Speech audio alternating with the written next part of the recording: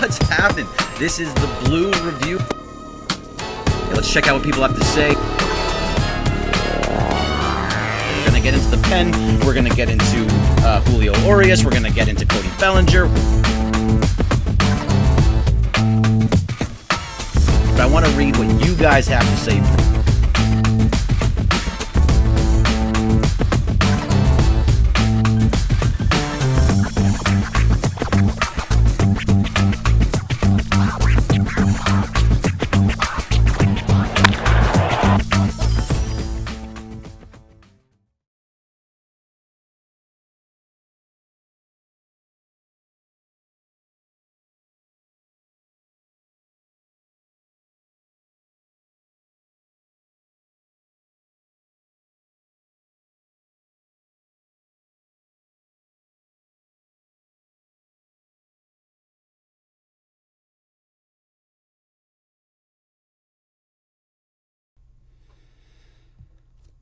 What's happening, people? Thank you very much for coming back to the Blue Review. I am Greg Bergman, and you can find me on Instagram and Twitter at BergmanGreg, at BergmanGreg. And today I have a very special guest. You can see his arm. Hey, it's Clint Pasillas. What's going on, guys? It's at Real FRG. What's up, man? So he is one of the co-hosts with Brooke Me 3, Brooke Smith, on the Blue Heaven podcast for Dodgers Nation, and he was very kind enough to come in and join me here on the Blue Review. So thank you very much, man. Appreciate you being here. Glad we could finally get this set up. We've been talking about this for a couple of weeks now, and Wednesdays, for people who know me, Wednesday's my softball day. Right. So we lost last week in the playoffs, and I'm still very bitter and butthurt about it. As you should be very bitter and butthurt about it, because that's terrible, the fact that you didn't do it. And either way, I'm happy that you're here. And just so you can all tell, look, no beef. No beef. I was promised beef. And there is no beef. All the beef is apparently out on Twitter with other people, but not us. No. There's no need for it. There is no love. And first of all, I want to say thank you very, very much to Bleed Los. It's at Bleed Los. You can find them on Instagram and on Twitter at Bleed Los. This is the Los Angeles Sangre Azul makes this shirt for me. They do a fantastic job, which is Los Angeles Bleed Blue. And you can find all their stuff on at Bleed Los, just right there at the bottom of the screen if you are not on Instagram. Hashtag at Bleed Los on Instagram. You can get these great shirts, and they are one size, or not one size fit all, but they all fit. Like, they're not going to fit you, buddy. Sorry. I don't think that shirt fits me, my man, but I'll take one. This one won't, but other ones do, so you can find it there. So thank you very much to Bleed Los. I'm happy to be there, and this is what we're going to start off with, and this is how I think the best way for us to start off is the Dodgers are now 45-23. Yep. Corey Seager went down, last night. It wasn't pretty. Yeah, so what did you see? Because he was rounding third, pulled up on his hamstring. I don't know if they've actually said exactly what it is. Is it for sure 4 to 6 weeks he's out? They haven't announced. From what I've last seen, they have not announced yet. We're looking at they call it grade 2+, which I believe is like a minor tear. He does not feel very good. You saw from the second dude pulled up lame. Like, right when I saw that guy, I was like, I told the old lady, Corey's out for a while. At the very least, it's a while. And the worst part of it, he was on fire. He was carrying the team. As everybody knows, we've been so high on Bellinger. He's been carrying the team for the first month and a half, 2 months. And now Corey was picking up that load while the offense was hurting, and just couldn't happen at a more worser time, as we say, grammatically incorrect. That's the perfect way to put it, more worser time. But yeah, we are finally starting to see Corey Seager look like the Corey Seager from 2 years ago. That an all-star, was a silver slugger, was everything that we wanted. He was the guy that last year when we were in the Dodgers were in the playoffs, when you looked at the matchups. I always like to look at the matchups for who the against the starting pitcher was the next day. Corey Seager was always batting .400 against every starting pitcher, it seemed like. And that's just who he was. And he was starting to be the guy that was getting on base 3-4 times in a game. And I don't know if you saw the quote, but Justin Turner after the game said, well, the guy was on 3-4 times a game. So he's running, he's hitting doubles, he's hitting triples, he's hitting home runs. He's going from first to third. Playing huge defense, making big defensive plays, you know. And we've seen here in L.A., it's hot hot right now, so maybe homeboy wasn't quite hydrated. And you know how it is with those hamstrings. We got a professional basketball player here. Those hamstrings will grab on One you for real 30. quick. Yeah, they will grab on you real quick, and especially in the heat and what it's looking like right now. Yeah. So it's a killer loss, and for him to not be okay right now hurts just deep inside. But it's going to be, as long as he's back by October 1st, I think is what really makes a difference. You want him back earlier. You want him back in August, September. But really, this team is so good and so deep, this Dodger team, that they're able to get to a point where they're running away with this division anyway right now. So, but you don't want to stand on that. You can't stand on rest on your laurels here in middle of June. You can't be like, oh, whatever, we have a 10-game lead over Arizona, and we have the best record in all of the National League. We've seen these Dodgers. You know they need to play at home for all of the playoffs. That's huge for this team. But you don't want to limp your way, Corey especially. You don't want to limp your way into the postseason in October and then make it something of a race. Don't let anybody get back into this race. It's not fair to any of us that need to do something Dodgers related, because hey, you guys are rough with those comments sometimes. Well, yeah, the comments do get crazy. Yeah. I had a really good one on Twitter today that said, "This is the reason why you signed Manny Machado as a backup." And I was like, "What? You want to give him 10 years, $300 million to be the backup?" All right, I'll take that contract. I'm not gonna lie. Oh man, play a mean shortstop, no arm. It's good. Right, but the biggest thing about this though is that we have something to talk about now. Like normally, I'm sure you do it when you're on Blue Heaven. You have to find things to talk about, right? You have to find things like they're so good and just so dominant and so much better than everybody else that it's really just about the bullpen consistently. Yeah. And really, the bullpen, like I love to say every single time, the bullpen at the beginning of the year is not the bullpen at the end of the year. I have to repeat that every single week, and I will do that. But this is what you're talking about. Now we have something to talk about, and it goes to show what Andrew Friedman has built here in Los Angeles and how deep they are. So I'm sure you'll agree with me. I believe you will. For as of right now, Chris Taylor is going to be your everyday shortstop or Kike, as long as Max Muncy is playing first or second, depending on where that's at. It's going to be a lot of that. And the funny thing is Max Muncy has looked great at second base. He has. He really should be the guy that's playing a lot of second base. One of our Dodgers Nation writers today, really good kid, Daniel, he pointed out, he looked at some stats, and funny enough, Max Muncy's offensive production for some reason is terrible when he's playing second base. He's hitting, what is it? I had the numbers, 196 as a second baseman. I don't know how. Somebody was saying, like, is he putting that much more time into thinking about the defensive plays? Because coming into the season, funny enough, and a lot of people wouldn't think it, Max Muncy's best position by defensive run saves was second base. Very small sample size, not great numbers, but it was the only spot where he was positive.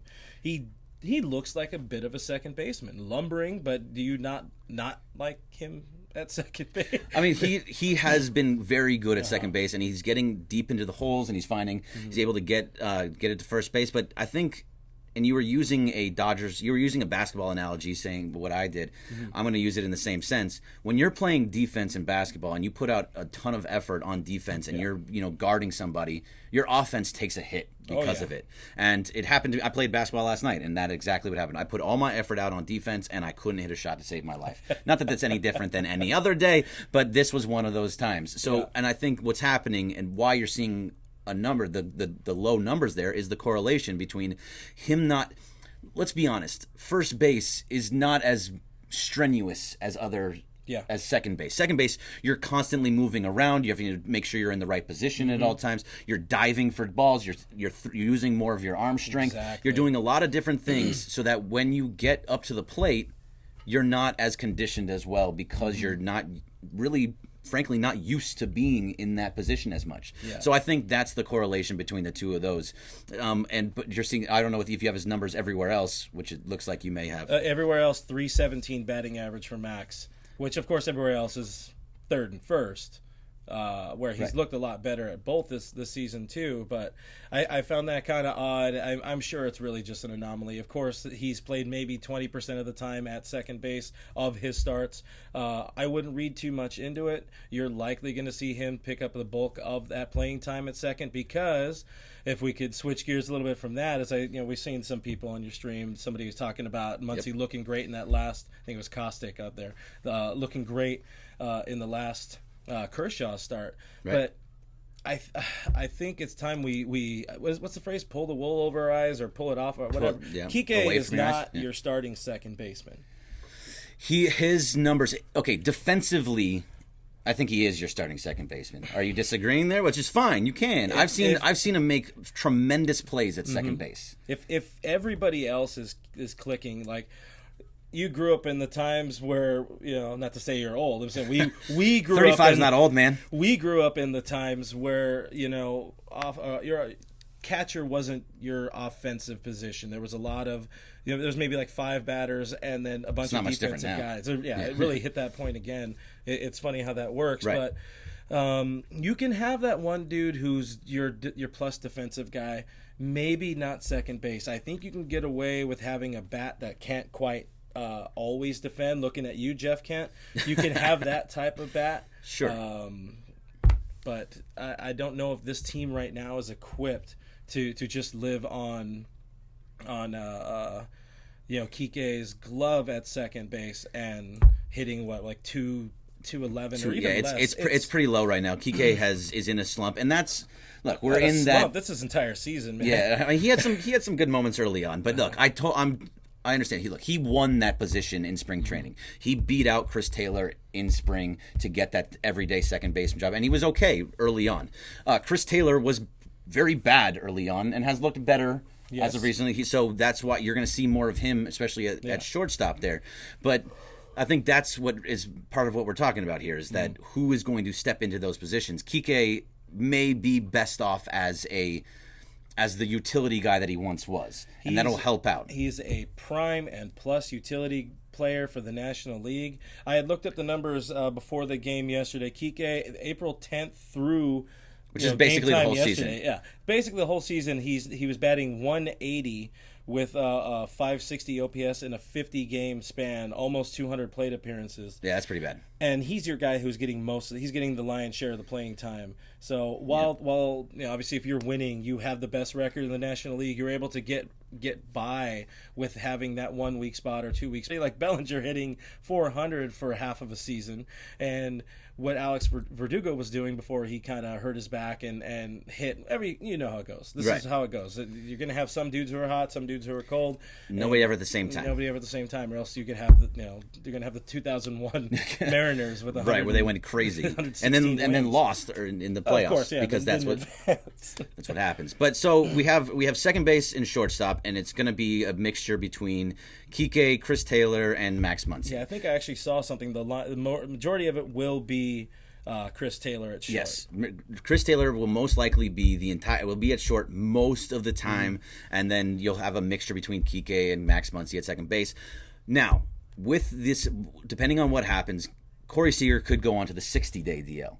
Now, if he goes onto the 60-day DL, we're talking about coming off of the 40-man roster. So you can move somebody else. Also, we also have, as you were pointing out earlier before we came on, that Tony Cingrani would also be going on off the 40-man. So Cingrani would be the first guy to be that guy who, if the Dodgers need an open 40-man spot, he's going to be the first guy. Corey, they're going to try to keep on that 10-day as long as they can, just in case there's some sort of miraculous breakthrough. Of course. If he can come off and just be a pinch hitter, which I would not suggest or recommend in the dog days of summer. You wait for him to get healthy, like you said, around October. Right. But yeah, you have availability. Plus, there's people like, what's his name? And I'm pretending like I'm his actual mother right now. Rocky Gale.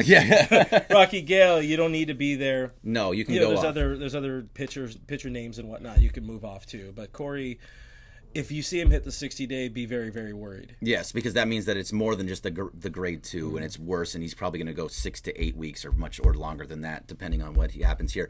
And Julian Guy says, it's not the DL, it's the IL, Greg. I'm going to get it right eventually. I swear to you. It is the injured list and not the disabled list. I'm sorry. Bad person. Jacob Caldera, 1977 on the Periscope says, horrible injury. Prayers up for Corey. Totally agree with that.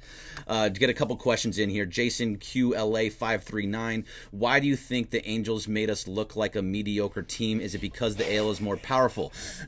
No. And I'll let you, you're laughing, so I'll let you handle this, but this is a normal thing. San Francisco does this. The Angels do this. And also Mike Trout is a pretty damn good player. That home run Mike Trout hit off of Dylan Floro, it was not Dylan Floro's best pitch, but it was a quality pitch. Yep. Mike Trout reached out and proved that, like I said on Twitter, he's the best player in the history of the world to ever accumulate 15 postseason at-bats. Right. Which is 100% an accurate statement, I can tell you that. And if you remember, in that at-bat, Dylan Floro had him 0-2 and threw him, I believe it was a slider, and went down at that exact same spot, and he barely tipped it. That should have been a strikeout. Just barely got a piece of it, and that shows why he's such a great hitter. Beautiful piece of hitting. It was a beautiful piece, and then the next at bat or the next pitch, he hit a home run because they put it in the exact same spot. Yeah. But it was still a good pitch that you had him fooled on. Yeah, it was a pitcher's pitch. He wasn't in the zone. It's just you're throwing something to the best player to ever play the game, and I'll stand very, very firmly behind that. It's the best player to ever play the game. If you don't like it, at me, Babe Ruth. I'm just saying, but. I would much have rather seen. I mean, obviously, this isn't a post game for Monday's show, right? Well, no, it's the Blue Review. We review the week coming to Wednesday. I would have been a lot more comfortable, and tell me that you wouldn't have been the same way. Have Ross Stripling walk Trout, have him pitch to Pujols. No, yes, I agree with that, except for you're putting the go ahead run at the plate. I'm okay with it. Yeah. I'm very okay with it. Sure. I mean, look, in hindsight, yes, it would look the best, but I understand. You had him. Like, you absolutely had him. You had him struck out. So I'm not so bad. And understandably, you have to also, since we're going back in time just for a second, Ross Stripling was taken out of that game when he was pitching well because he did not want to face Mike Trout, and they didn't want him to because Mike Trout was perfect. Yeah, he was 5 for 5 with I think a handful of home runs, a pair of home runs or whatever. But getting back to the original question of what the hell happened with the Dodgers in Anaheim, it's just ho-hum. The sun's going to come up. The Dodgers are going to play terrible against the Angels. That's the way it always is, and it makes no sense. And we've seen that, like you said, the way the Dodgers play against San Francisco. It happens against San Diego. There are just those teams. It's not necessarily that I would say they have their number, but it's those teams where the Dodgers just don't play up to their standards or expectations, and it's rough. Right. That's just how it always works. And SD Dodger obviously agrees with you. Tim? Since he says easy call to walk Trout. Yes, maybe it was, but he had him. I'm sorry, he had him struck out in that bat. So one of the other things that I saw on here was, let me just go back just a little bit, see who it was. It was Julian Geis again. It says it's not the D. Oh, no, that's the other one. It was Charlie 81. Sorry. How about Gavin Lux? And that goes back to what we were talking about before about Corey Seager and the second base, third base option there. Gavin Lux, right now is at Double-A, and he's playing very, very well at Double-A. From what I understand, I think he has 13 home runs. He's batting over 300. He's been very good down there. If I'm not mistaken, I do believe he hit a pair of home runs today. Oh, so he's at 15 now. Because it was 13 yesterday. Yeah, so he's on cruise control with the bat. Of course, the biggest struggle is always going to be with Gavin is that he's not. And I talked to SD Dodger about this earlier today.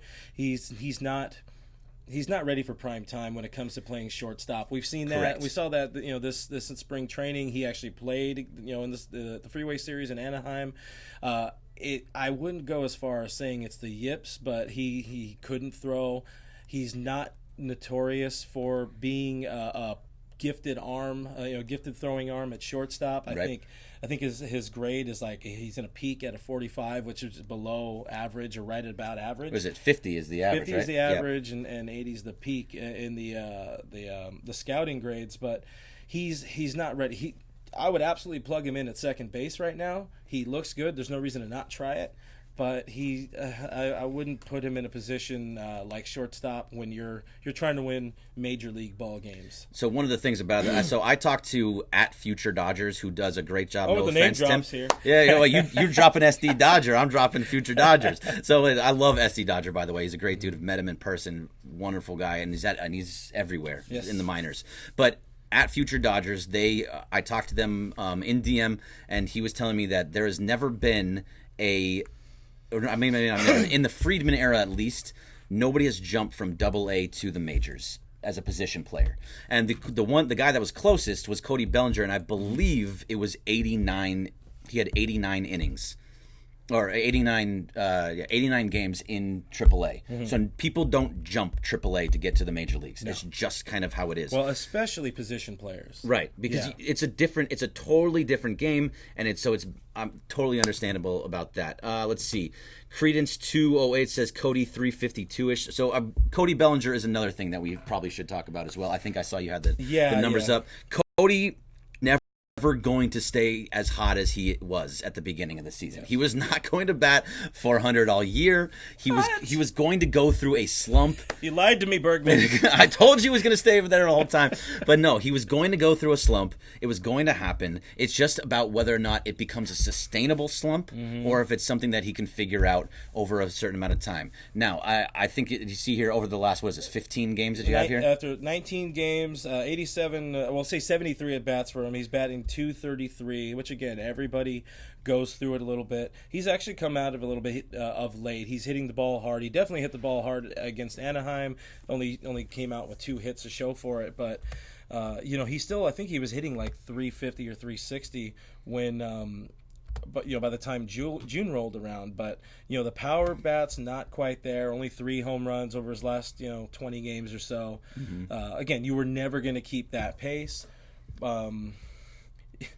There was a lot, since actually in those numbers, by the way, for the last day, he was hitting 400 on the season. So he's hitting 233 since last being at that 400 mark. But you can't expect anybody to ever keep that up, especially when people are writing articles about you that say, or quoting things with, oh, you have Babe Ruth in one sentence, you have Mike Trout and him in one sentence. Most recently, they're talking about how great he's been defensively in right field, and they're putting the comps with him and Ken Griffey Jr. There's Hall of Famers right there. Right. That's got to be a lot for a 23, 24-year-old, whatever the hell he is. Yeah. At times, look, these things get into kids' heads, and how old is he? You said he was 23. He's 23. 24. It's going to get into your head just a little bit, especially when you've been so incredibly hot that it's going to.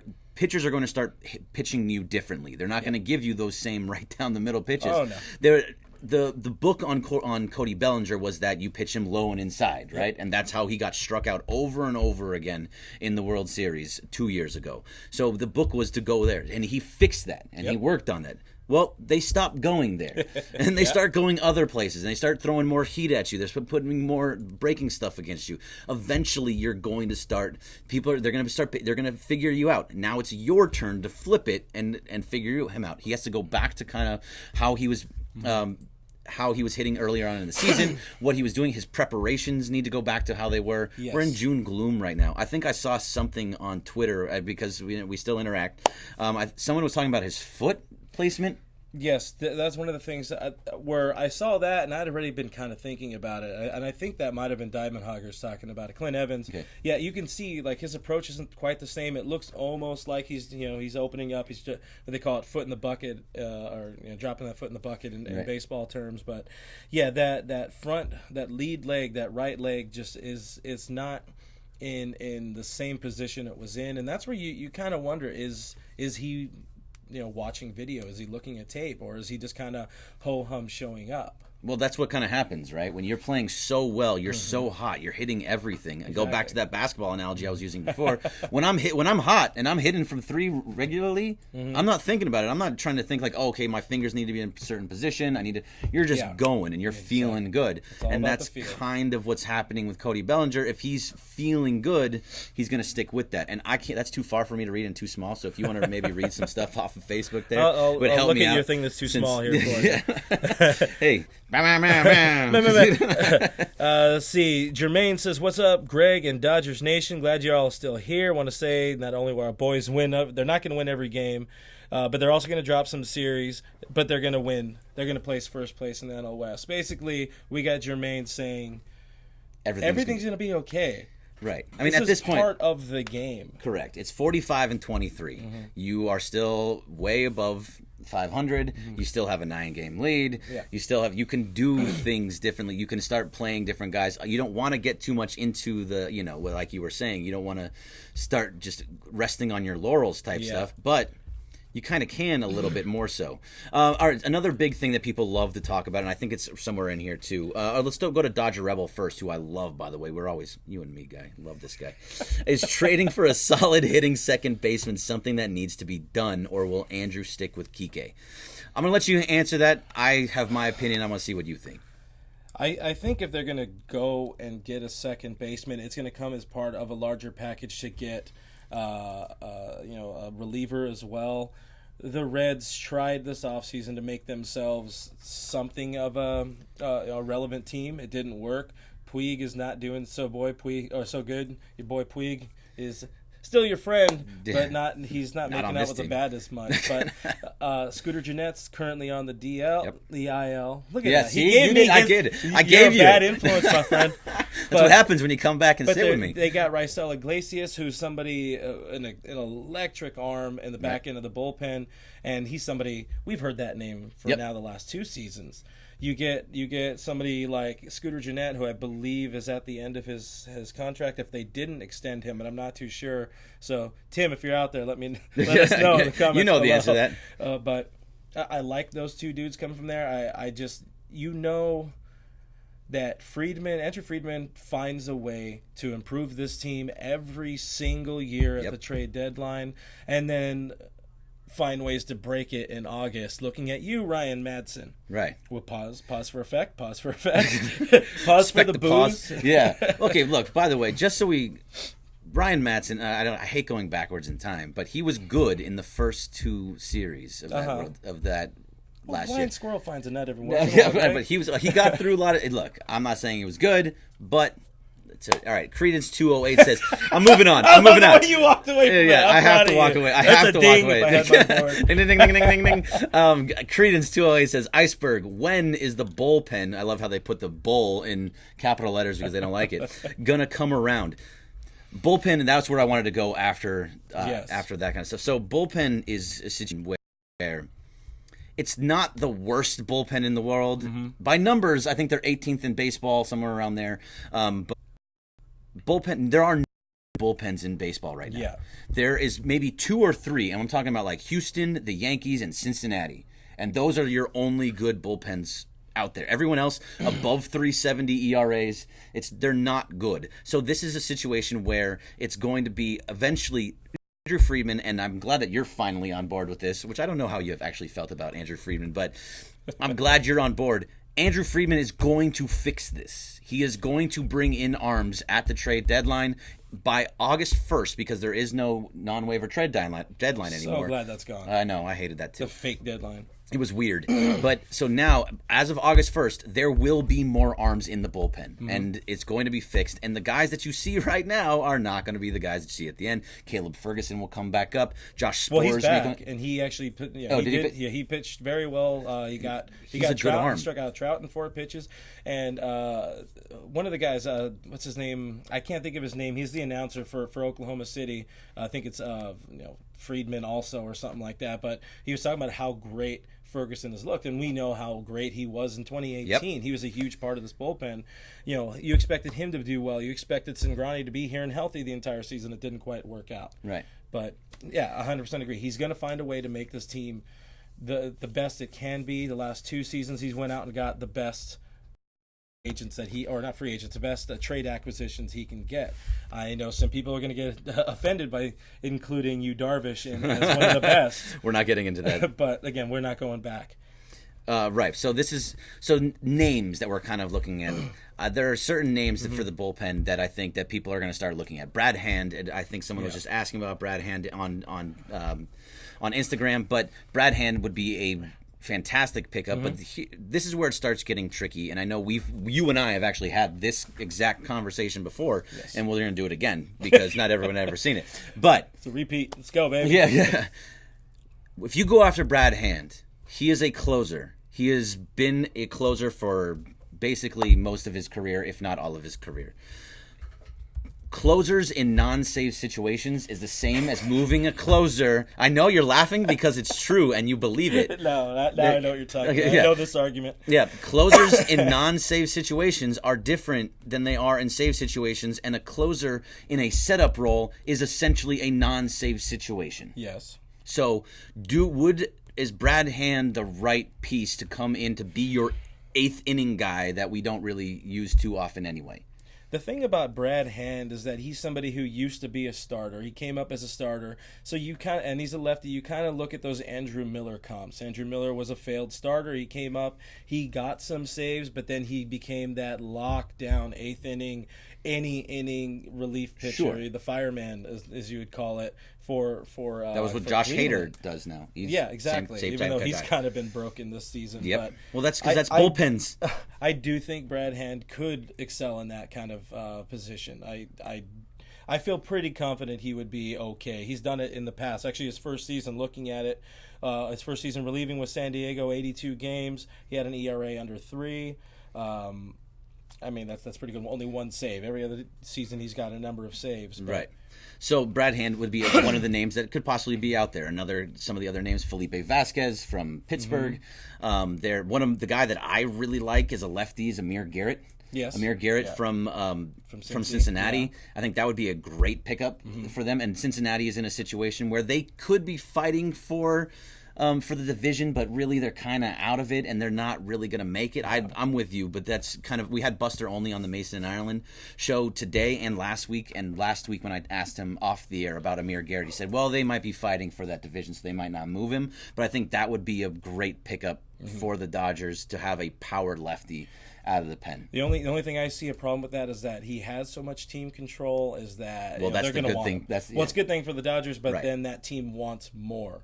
Plus, so many people know the Dodgers just you don't get to spend all this money, have all these players, even though the payroll in actual players on the field is not that high. We're still paying for dead weight or whatever it may be, but.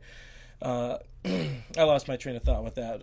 Still, You're talking about the payroll. You're talking about Amir They don't want to Garrett. go out and throw a lot of prospects at somebody. Oh, that's right, because the other teams know the Dodgers are also rich in prospects, and Very. you don't want to throw. What was it? Farhan Zaidi just said it. Like, I'm open to trading with the Dodgers, but Yes, he mainly because I want to weaken them.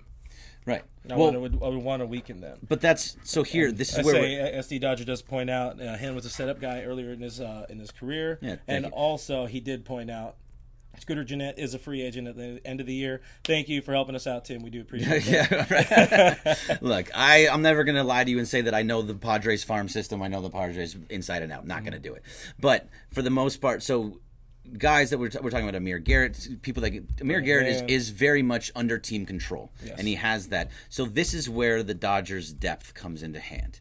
So they can afford to do this. When Buster Olney again made this exact thought on the air with Mason Ireland, is that the Dodgers don't have to go get that guy that's just here for a year. Yeah, you can absolutely move. not. You can get guys that are here for years you're going to build around, that you can have be in your pen. Can be young guys that fit with this system that the Dodgers have. Absolutely. The depth. So if you're going to bring in Amir Garrett, you do move some of those prospects in order to do that, to keep that team control and to have him to fit right in with how the Dodgers like to do things and how they are very much, if you look at their roster, very much under 30 years old. Yes. Very much under team control. So most of these guys are not even at the end of their arbitration years. Nope. They still have plenty and plenty of time before we have to start paying them, although I would like to start paying them.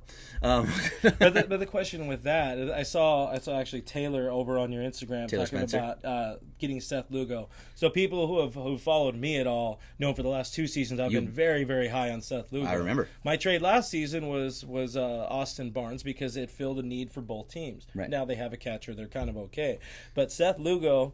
He's another dude. His contract expires this year, but he always puts up about a 2.5 ERA. He's never been a closer. He fits that role that Yep. you would want. Plus, he's a nice compliment. I do think they need a lefty reliever, a lefty power arm like your Garrett's Right. 100% on point. Right. But more so. I'm really surprised and kind of disappointed in you guys. Where's the Joe Kelly? I haven't seen any Joe Kelly. Oh, I saw it. I've kind of gone past it. I wasn't ready to get into Joe Kelly yet. But if you're going to bring it up, then we can talk about Joe Kelly for just a few minutes. There it is. Taylor coming up right there. Yeah, should they Joe Kelly to AAA? They can't. No, they cannot. can't. And look, yes, contractually, you signed. Yeah, exactly. Joe Kelly was signed 3 years, $25 million. He is going to be. There's a couple things that have to happen here. So he was put into situations, and he pitched very well in the low leverage situations. He was great with a 5-run lead, 4-run lead, whatever it happened to be. Those were good situations for him to be in. When he came in to be in a tie game, he blew up.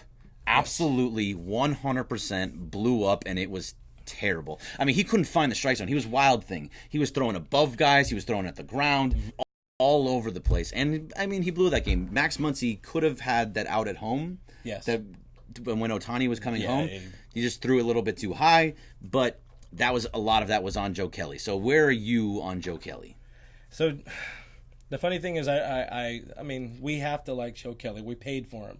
We need Joe Kelly to be the guy. He needed to be that compliment to Baez. He needed to be that bridge to Kenley, who we'll get to that in a minute over on Facebook. But I think he was starting to turn it around. He definitely just needs that time to build the confidence. Get 2, 3, 5 straight outings, scoreless, untouched. Throwing a strikeout or two. You need that.